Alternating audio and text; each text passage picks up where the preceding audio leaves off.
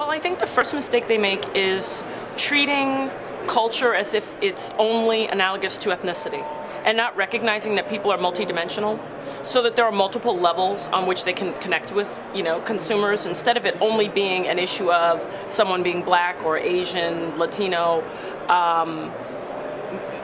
Not understanding that, one, we need to be a little bit more inclusive and recognize that diversity should include everyone, including whites. And then secondly, recognizing that everyone has various what I call dimensions of difference or cultures. And that can be economic status, that can be LGBT, sexual orientation or preference, that can be national origin, religion, gender. There are so many different ways to connect. And I think a lot of companies tend to reduce culture just to ethnicity. So they could do a little better in terms of broadening their approach to people. I think a lot of companies are moving into this space now. A company that's doing something really interesting is State Farm. Actually, last year they had a Bolly Star campaign where they allowed users to upload videos of themselves singing different Bollywood songs. The community got to vote, and of course State Farm had a say, and the two winners actually got to go star in a Bollywood movie. And what they were doing was moving their insurance into the South Asian market, but not just South Asian, because really Bollywood is global, and there are so many people interested. I went to the site, looked at some of the videos. Of course, I'd never upload one because I really can't sing very well, but it was really interesting, and there were so many different ethnic groups represented. So it was a chance for them to, showcase the services that they're offering in terms of insurance, things like that, to a market in a way that's targeted and in an area that people in that culture are familiar with and enjoy. So I think that company's doing a great job.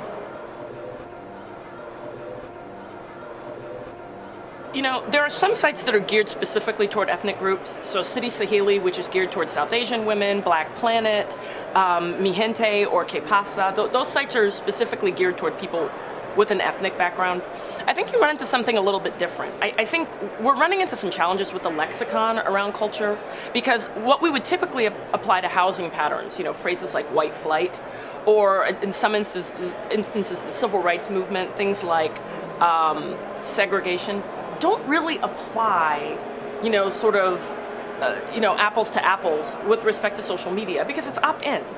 In sort of the civil rights era or with housing patterns, you're talking about much more firmly entrenched interactions, so going to a restaurant not being served, or in a neighborhood where you don't necessarily have a choice as to who moves in.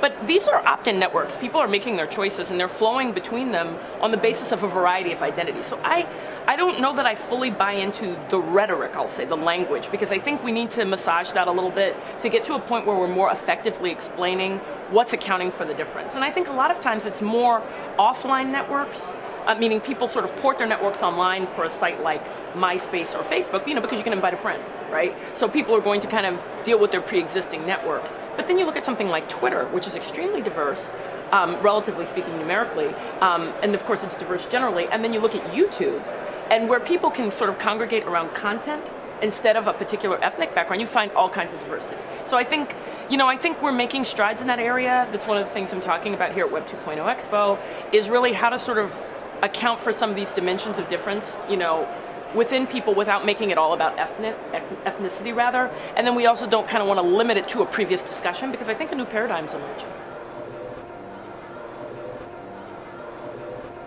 Well, I will use the Supreme Court as an example, not to be political, but the idea is that the Supreme Court on one level has ethnic diversity, gender diversity, 2 women on the court, a Latina, an African-American male, different religions represented, predominantly Catholic, some Jewish, one I think Protestant.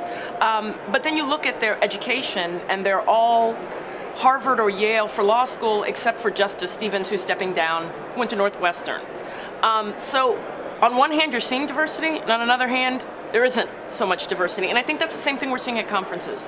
There are levels on which we're seeing a broad range of diversity in terms of new ideas, exciting technologies, different perspectives, worldviews, national origins. We're seeing that. But then some of the visible distinctions, perhaps gender and ethnicity, race, as it's termed, we're not seeing as much of that. So I think there are 2 levels on which people are expecting to experience diversity, and while I think we've got more of the substantive diversity with respect to maybe the content, I'm not sure that we're getting as much of the diversity that's visual.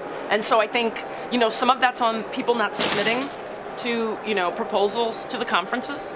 I'm on the advisory board of Web 2.0 Expo New York, and I've seen the submissions, a number of them, and there are not always large percentages of people of color, particularly underrepresented minorities, so blacks and Latinos, represented in terms of submission. So there's that portion. And then there's also the idea that there's sort of a network that's pre-existing that people need to get access to. And that's hard if you don't either live in the area or if you don't already know people, to sort of break in and sort of establish yourself as a credible person, as credible in your particular profession. So I think conferences have to make an effort to reach out. There are some organizations now, Latism, which focuses on Latinos and social media, and the more nascent Blackism, really it's HDKSM, so it's like Black Social Media Professionals. That group is geared towards sort of promoting and helping provide resources for Black social media professionals. Neither of the groups are exclusive that I know of, but what they're doing is they're allowing groups to come together and to draw from each other's knowledge and to sort of create inroads where there may not be any, or at least support one another in efforts to advance. So there are some movements afoot, I think, among users and developers, but I also think, the conferences need to do some sort of outreach, but they can't be fully responsible either.